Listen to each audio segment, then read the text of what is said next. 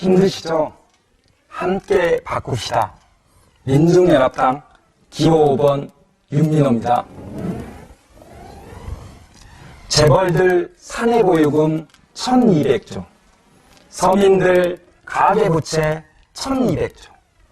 왜 재벌들은 곳간에 돈이 차고 넘치는데 서민들은 빚더미에 앉아야 합니까? 그런데도 재벌들에게는 한 해 수조 원씩 세금 깎아주고 서민들에게는 작년 한 해 담배세로만 무려 3조 6천억을 더 걷어갔습니다. 그것도 모자라 노동자 임금 깎겠답니다. 마음대로 해고하겠답니다. 누가요? 박근혜 정부와 새누리당이요. 그리고 무기력한 야당이 도왔습니다. 못된 여당, 못난 야당, 민중연합당 기호 5번 윤민호와 함께 바꿉시다. 네, 시간 됐네요. 교육은 국가의 백년지 대계입니다. 당연히 국가죠. 네. 박근혜 독재가 정권 연장의 유지 수단으로 활용할 것이기 때문에 저는 테러방지법 반대합니다. 이건 질문이 잘못됐습니다. 네. 국민의 기본권을 우선 선택 순위로 나눈다는 거, 이거 아빠가 좋냐, 엄마가 좋냐, 이거하고 똑같거든요. 저는 두 개 다 해야 된다고 생각합니다. 알겠습니다. 네, 고등교육에 대한 민감 부담률 1위가 대한민국이거든요.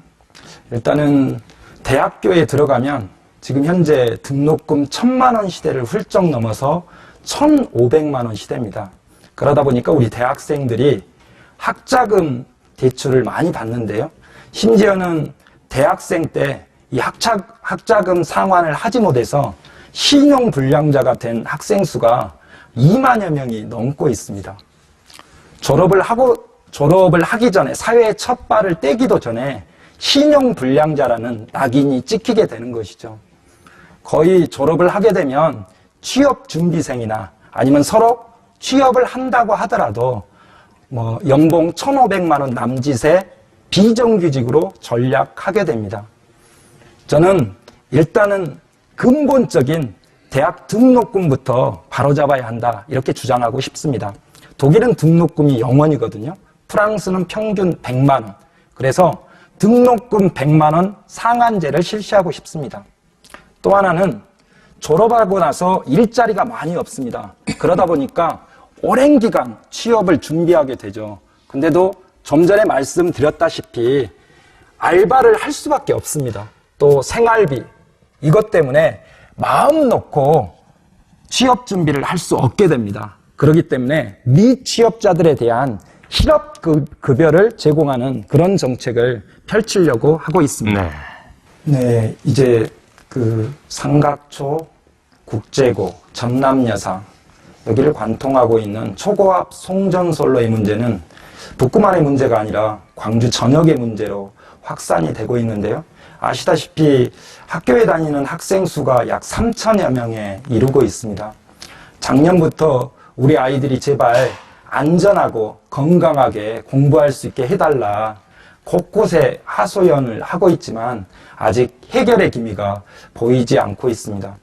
특히 광주시와 그 다음에 한전, 그리고 학교 옆에 아파트를 짓고 있는 이 건설사가 서로에게 책임을 떠밀고 있거든요.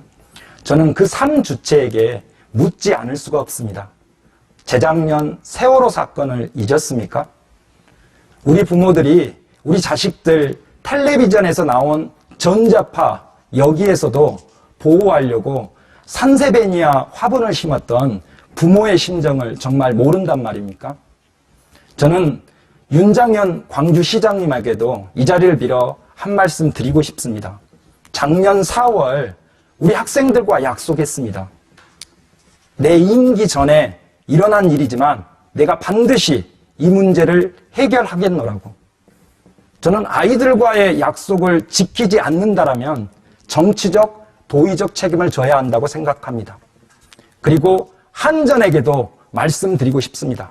2015년 무려 11조 3,467억의 영업이익을 올렸습니다. 공기업이 마땅히 사회에 환원해야 되는 거 아닙니까? 저는 제가 되면 학교보건법을 개정하겠습니다. 그래서 학교 근처 200m 이내에 송전탑을 세울 수 없게끔 만들겠습니다. 그래서 전국적으로 지금 69개 학교가 이 송전선로에 피해받고 있는 우리 아이들을 구하도록 하겠습니다. 네. 혹시 21년 전 오늘, 그러니까 1995년 3월 30일이 무슨 날인지 아십니까?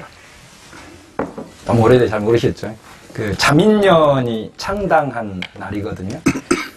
국민의당이 처음 등장했을 때는 이 거대 양당 구조에서 자라나는 독버섯, 기득권 정치, 특권 정치, 이것을 무너뜨릴 수 있지 않겠냐, 이렇게 시민분들이 기대를 잔뜩 했거든요.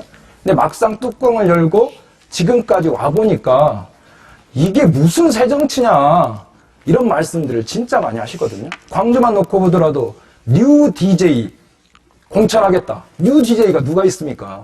호남으로 확장되면 13명 중에 현역들 10명이 다 공천받았어요. 그 중에 6명은 단독 공천했단 말이죠. 광주에도 5명의 국회의원들이 그대로 다 공천을 받았어요. 사람들이 뭐라고 이야기하면, 야, 이거 물갈이 대상들이, 아니, 오염된 물 버리라고 하니까 그 물 그대로 갖다가 포장지만 국민의당으로.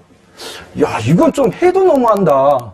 아니, 난 차라리 이 광주 시민의 염원, 멸망이다라고 하면 오히려 저희 같은 진보 정당, 여기가 더 오히려 양당 구조를 바꿀 수 있는 대안이다, 이렇게 생각하는데 짧게 한번 말씀해 주시겠습니까? 아마도 저는 확신합니다. 이번에 국민의당이 광주와 전남, 호남에서 석권을 하게 되면 야권의 정치적은 크게 변할 겁니다. 아니, 그러니까 호남 자민련이라는 소리를 들을 수가 있는 거죠. 우리 광주와 전남이, 호남이, 예, 알겠습니다. 선거 결과는 유권자분들이 판단하는 것이니까. 정권 교체를 주도하게 될 것입니다. 예, 알겠습니다. 확실합니다. 예. 저는 우리 호남 유권자분들의 정치의식이 그렇게 호락호락하지 않다. 호남 자민련을 용서할지 아무튼 의문이 듭니다. 그러면 우리 윤미향 후보께서는 예. 아니, 김종인 민주당도 좋아하시는 모양이네. 제가 그래서 이영석 후보님에게 이제 질문을 드리려고 이어서? 합니다.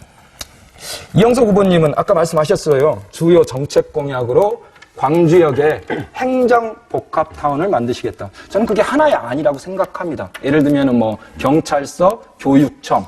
그렇게 되면 교육청이 빠진 그 자리는 또 상권이 붕괴되거든요.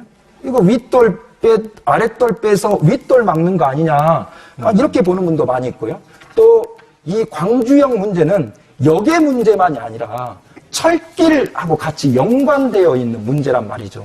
예를 들면 가장 우리 이영석 후보께서 강조하는 그 자신의 경력 중에 하나가 경제부시장이란 말입니다. 근데 보면 2013년에 자, KTX 광주역을 송정역으로 할지 광주역으로 할지 최종 용역 보고서가 다 그때 결정이 나집니다.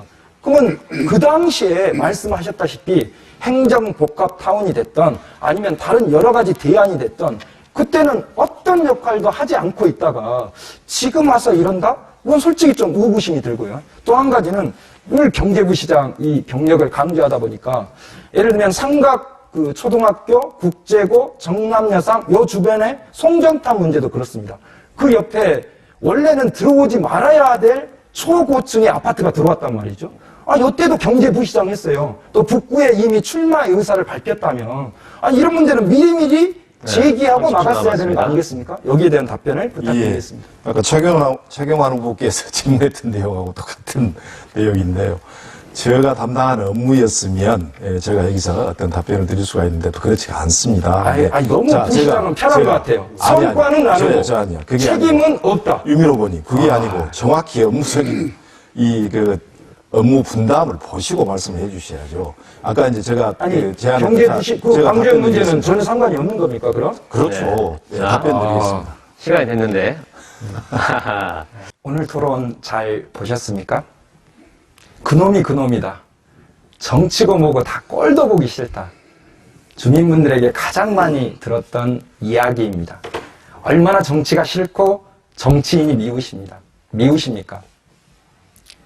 그러나 기성 정치에 대한 불신이 커질수록 새로운 정치에 대한 열망이 커져감을 느낍니다.